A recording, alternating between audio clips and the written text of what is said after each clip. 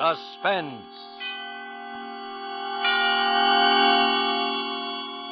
Tonight, Roma Wines bring you the suspenseful play called The Burning Court, starring the distinguished actor whose current performance you have admired in the picture Laura, Clifton Webb.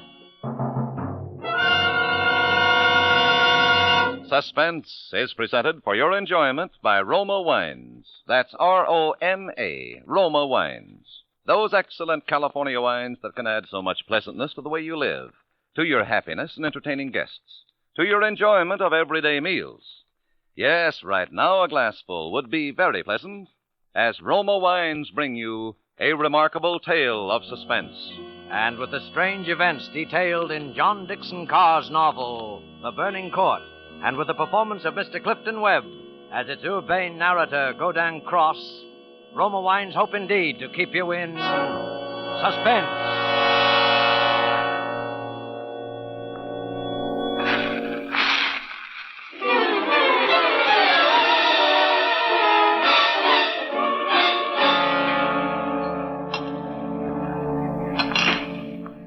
A pleasant fire, charming company, and a hostess who realizes that tea served in the Russian manner is the only manner in which tea should ever be served.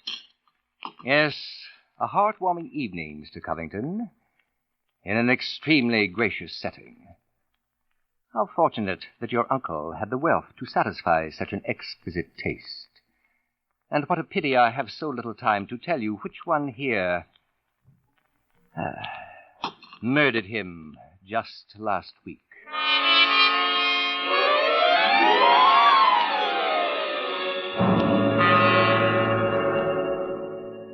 Now, I believe we're all here. Ted and Mary Covington, Mrs. Henderson, the housekeeper, Captain, Brennan, I believe. Yes. And incidentally, yourself, just who did you say you were? No wonder you police have had so much difficulty with the case. My name is Cross, Godin Cross, the writer. Well, why don't you say so?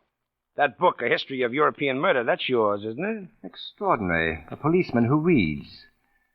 As a matter of fact, Captain, it's because of my latest book, Poisoning Throughout the Ages, that I happen to be with you now. Ted Covington there is a member of the firm which publishes my work. I'd never seen him until tonight, when he himself told me what happened. He went back to last Friday afternoon, for it was then that he began reading my manuscript for the first time. He began it on the train, the commuter's train, which every afternoon deposits him safely and soundly in this charming suburb of Crispin. That is, if you care for suburbs. At any rate, I imagine he was almost home by the time he finished the first chapter. Then he turned the page. Attached to the following leaf was a picture, and looking at it, the young man stiffened suddenly and all but cried out his shock. It was a picture of a woman. Under it was printed, Marie Dubronich, convicted of arsenic poisoning, St. Petersburg, Russia, 1731. Ted Covington was looking at a picture of his own young wife.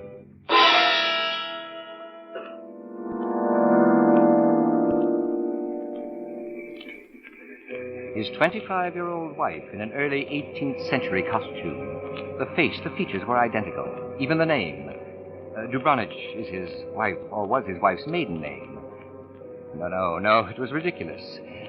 This woman in the picture was one of his wife's ancestors. Simply an amazing family resemblance. He wondered why Marie had never told him about... Ted Covington glanced down at the chapter to which the picture had been attached. It was entitled, The Affair of the Non-Dead Woman.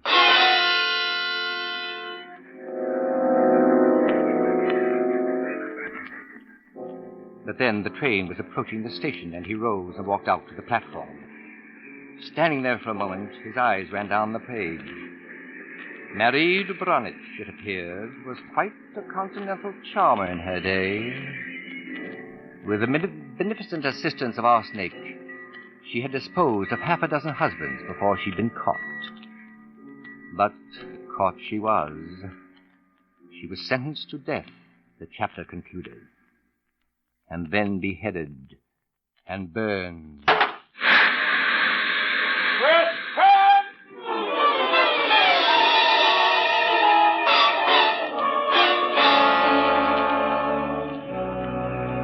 And there, waiting for him at the curb by the suburban station, was the wife he knew so well. Ted! She was leaning toward him now to open the door, smiling in that way he knew so well.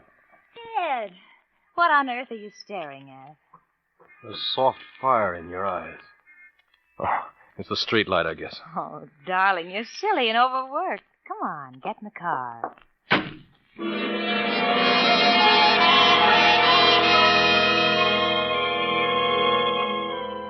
Thus, like a thin wisp of smoke, it was gone. The unspeakably foolish concept. Laughable? That's what it really was. All right, let's hear it. What's so funny? Oh, nothing at all, darling. I guess I just feel good. Oh, a fine mood for dancing tonight. Dancing? Now, Ted, you promised. You said if Uncle Miles showed a noticeable improvement, we could go to the club. You mean he's really better? Oh, there's no comparison. The doctor agreed with me. Darling, there's no reason in the world why we shouldn't let Mrs. Henderson stay awake for a change. None. Do her good, the old What is the matter with you? Oh, it's just that I started to call her a witch. It's a private joke, darling. Don't mind me. A private joke.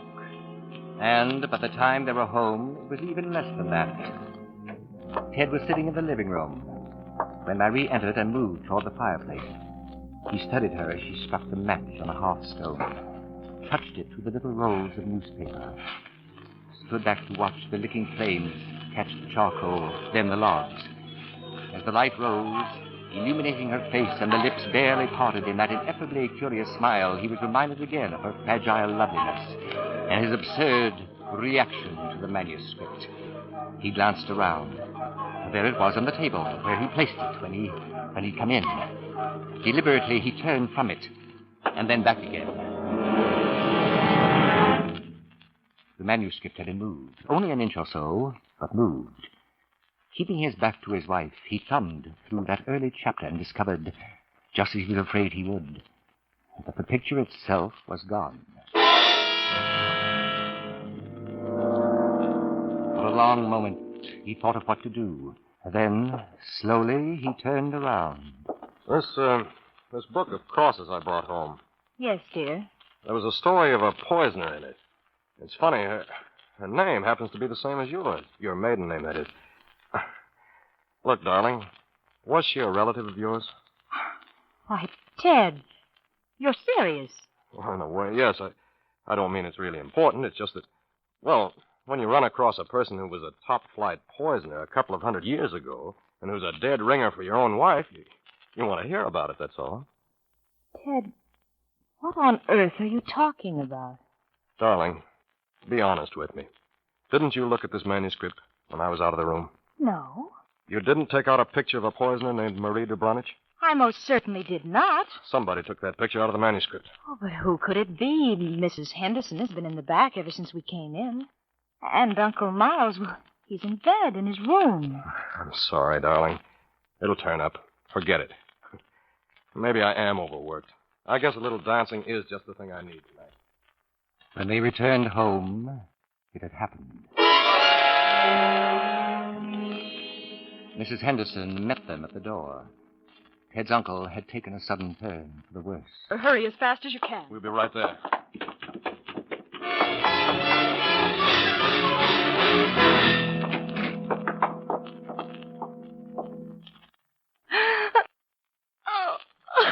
Marie, if you don't mind, Yes. Yes, Ted. Come, Mrs. Henderson. Let's go into the living room.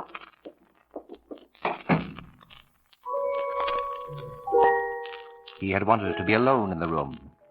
Not because of his great attachment to his uncle, who, save for Ted himself, was the last of his branch of the Covingtons, but because he had seen something. It was the silver cup under the edge of the bed. The cup of the late patient had used for his medicine. Ted moved over to it, stooped down. There were still a few drops at the bottom. And then, just as he was rising to his feet, his heart seemed to miss a beat. He had seen the other thing, Uncle Miles' cat, 2 feet away from the cup, further under the bed. She was lying on her side. Fearfully, he extended his hand. The cat was still warm, but quite dead.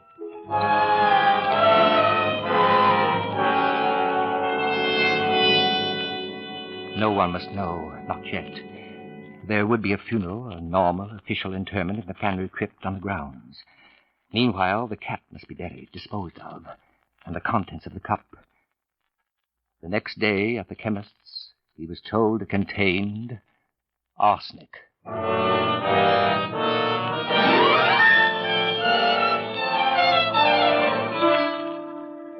For Suspense, Roma Wines are bringing you as star Mr. Clifton Webb, whom you have heard in the first act of The Burning Court by John Dixon Carr, which is Roma Wine's presentation tonight of Suspense.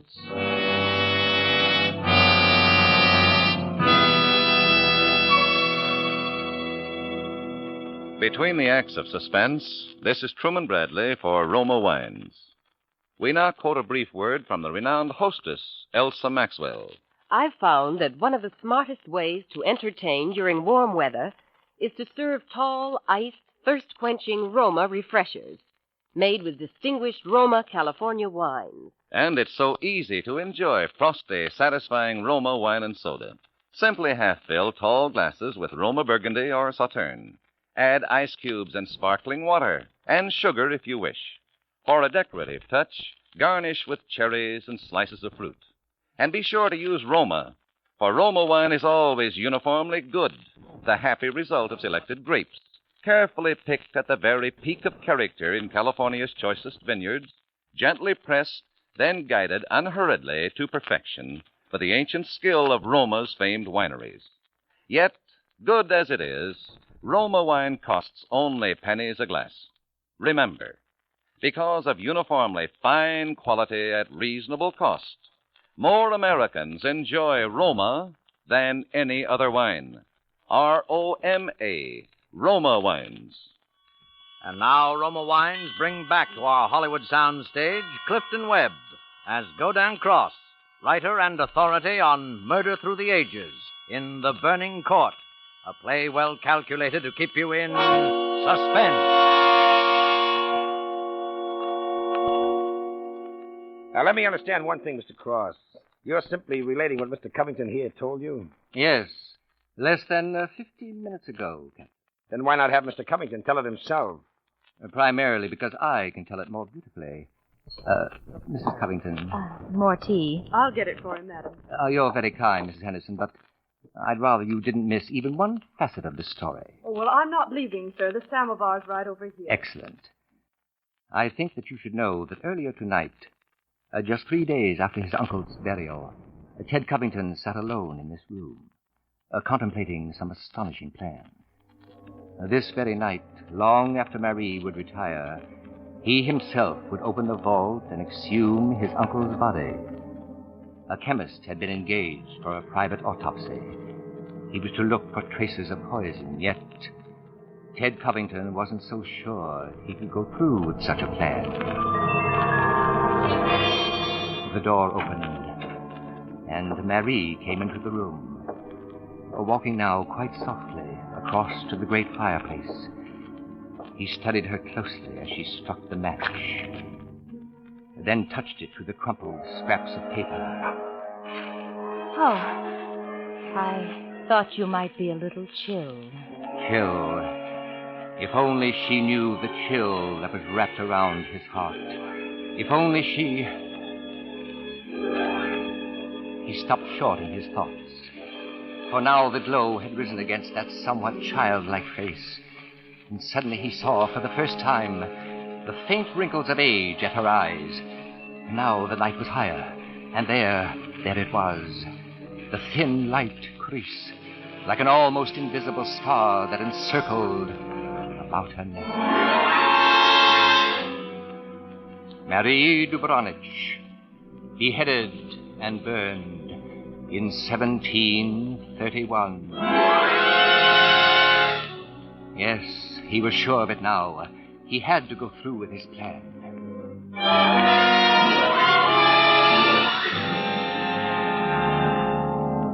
So, by the dim light of a lantern, he set about his task, pounding his way through the thick concrete that now covered the family tomb, drawing open the great subterranean door, descending to the ink-black chamber below.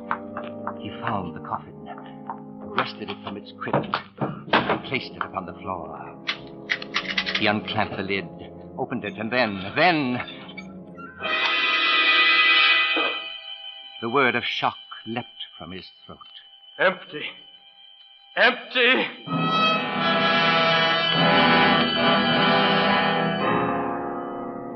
Empty? Empty, you say? Huh? Who's that? Who said that? I did, Mr. Covington, up here. Who are you? I'm Captain Brennan from the Office of the Commissioner of Police. Police? How did you... Who sent you here? Who told you about this? Why, your housekeeper, of course. You didn't think Mrs. Henderson saw the dead cat, did you? But she did. She also saw you bury it. That, as you know, was 3 days ago. So I've had a chance to do some delving. I must admit, Mr. Covington, that when I learned your wife's maiden name was Dubronich, Marie Dubronich, I was really quite intrigued. Why? What difference does that make? Well, perhaps you don't know it, but that's a rather important name in crime history. Oh, but the same name, that's all. It's a coincidence, Captain. Yeah, isn't it? The case is full of them. Learned most of her poison tricks, for example, from a lover of long standing, a fellow by the name of Krositov. Godan Krositov. Godan Cross, let's say. Hasn't your firm published books by a man by that name? Cross? Oh, this is some kind of a joke. But what's even more interesting, Mr. Covington, is the fact that the name of the judge who sentenced Marie Dubronich to death by the burning court just happened to be Covington. Covington? Thurman Covington. An ancestor, wouldn't you say, of the man who just died? Or was murdered? An ancestor of yours, I might add. Oh, but you can't believe any of this. This nonsense about a long-time lover and a vengeance through the ages. Why, Captain Brennan? Yeah, down here, Freddie. Oh.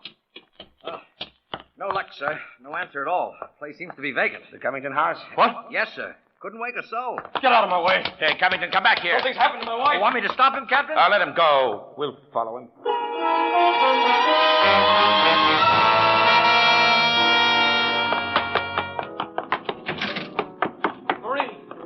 Marie! Where are you? It's me, Ted. Marie, what have you done? What? Good evening, Mr. Covington. Who are you? My name is Cross, Godan Cross, the writer. Cross? My wife. What have you done to her? You fiend. What have you done to my wife? Stop it! Listen to me. Why are you here? Why am I here? Because your wife, reading my chapter on Marie Dubronich, realized I knew more about the family than even she did. Because she found my phone number on the front cover of the manuscript. And because I know an exceptional case when I hear one. Does that answer your question? No, you know it doesn't. Can't you see I've got to know whether... I see. Whether your wife is really Marie Dubronich, who was burnt by order of the burning court. You're quite sure, no doubt, that I'm Godan Cross who first wooed her. No, my boy. Marie Dubronich is no more your wife's real name than mine is Godan Cross. What?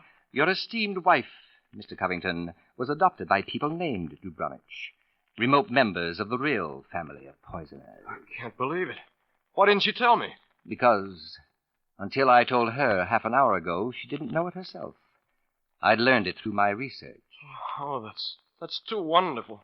For years, Mr. Covington, that young woman has been haunted by the fear that she might be a poisoner by blood. You can see, can't you, why she was willing to lie, steal a picture, yes, do anything to hide her past from the man she wanted to hold. Yes, I can see that now. Mrs. Covington.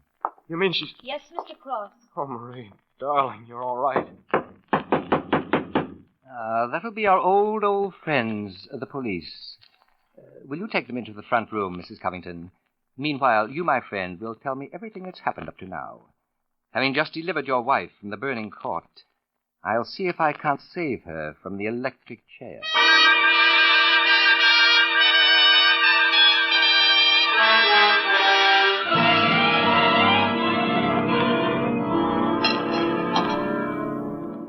Sugar?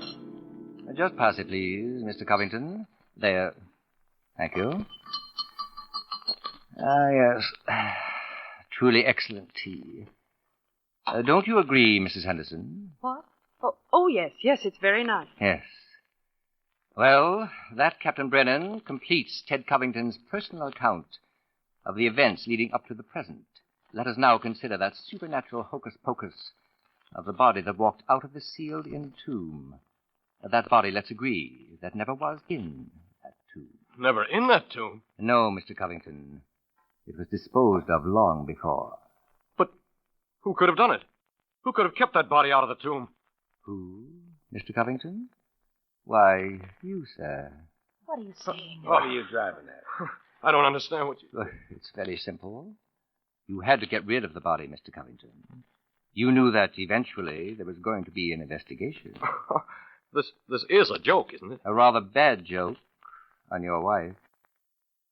From a few historical coincidences, you built a murderess in your own wife's image. I won't listen to this anymore. Why should you? Look, Cross. Why would Covington here spend an hour smashing into a crypt for a body he knew wasn't there? Obviously, my dear Captain, to induce you to ask such a question. To impress you with his own innocence and his desperate concern for his wife's guilt. No, this isn't true. It can't be true. Of course not. Cross, just how, for example, could I have been in this house to poison my uncle and also at the dance that night? Easily. You simply left the dance that night. I left. It was Marie who... I explained how I looked for her. So you did. And you didn't see her, Mr. Covington, for the very good reason you weren't there. No, wait a minute. You were here, my friend, in this house, just as you had planned to. No, you... Who but you, the nephew, could so naturally have handed his uncle a cup presumably of medicine? Don't listen to me. And who but you, of all those here, would have the strength to carry that body to the furnace, where it's now probably nothing but ashes? Lies. All lies. Why should I do such a thing? Why would I murder my own uncle? For the best reason that's ever existed.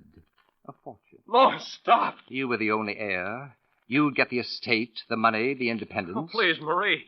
Brennan, he's making this up. He's... Now. It isn't as bad as all that. Why, the police can never touch you. After all, where's the body? Where's the evidence?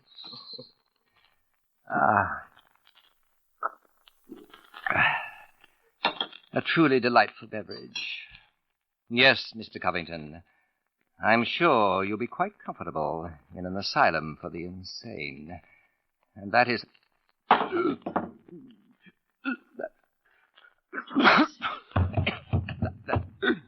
Cross. What is it? Here, stand back. Stand back, let me get you. Mr. Cross. What's the matter, Captain? This man's dead. Dead? And from poison, if I know anything. Poison from that glass of tea. Ted! You! That glass was right beside you, Covington, and nobody else. Nobody else was near. No. Too bad he didn't drink it as soon as you hoped. I didn't do it. Because a second ago, Covington, we had no evidence, no body to use against you. But we have now, Mr. Covington. We have now. I arrest you for the murder of Godin Cross.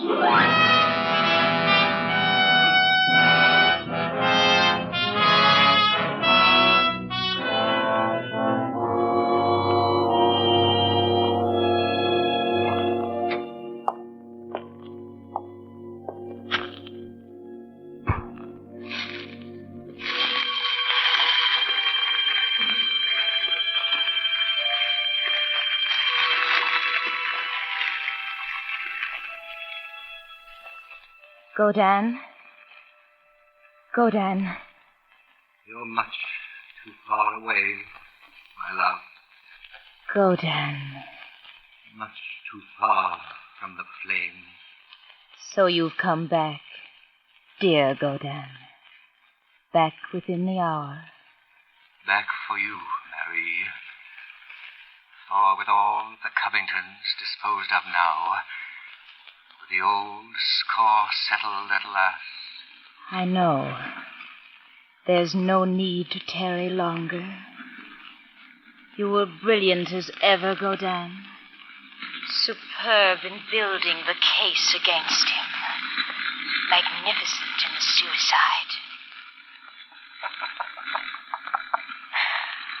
I never even saw you take the poison.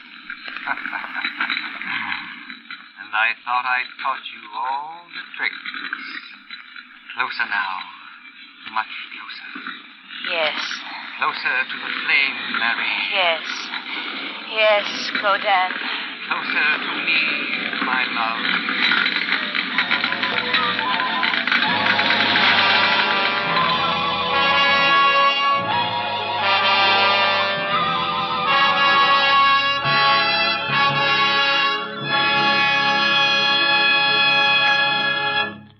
That night, the Covington house burned to the ground. The body of Marie de Branich Covington was never recovered. And so closes The Burning Court, in which Roma Wines have brought you Clifton Webb as star of tonight's study in Suspense. Suspense is produced, edited, and directed by William Spear. Before Mr. Webb returns to the microphone, let me say a word for Roma Wines, the sponsor of Suspense. Elsa Maxwell makes this timely suggestion for Father's Day next Sunday. Show Dad how much you really appreciate him by making next Sunday's dinner a festive occasion. Serve glorious golden amber Roma California sherry as first call for dinner. Dad will enjoy the light nut-like flavor of this distinguished Roma wine. Serve cool. Miss Maxwell has made a grand suggestion. And why not further delight Father with a gift package of delicious Roma wine? Good Roma wines, always delightful, always uniformly delicious, are reasonably priced. And the next time you use vermouth, choose Roma vermouth. Zestful, full-flavored Roma vermouth, blended and developed with all the traditional winemaking skill of Roma wineries, is made and bottled in the heart of California's famous vineyards, yet surprisingly low-priced. Try Roma vermouth soon, won't you? This is Clifton Webb. And now a serious word. This great Seventh War loan drive must be a success if our war against Japan is to be a success. Our fighting men are depending upon you to put your job over. It's up to you to buy bigger bonds, and more of them than ever before. So please do it now. Ladies and gentlemen, next Thursday, same time, Ann Richards will be your star of Suspense. Presented by Roma Wines, R-O-M-A, made in California for enjoyment throughout the world.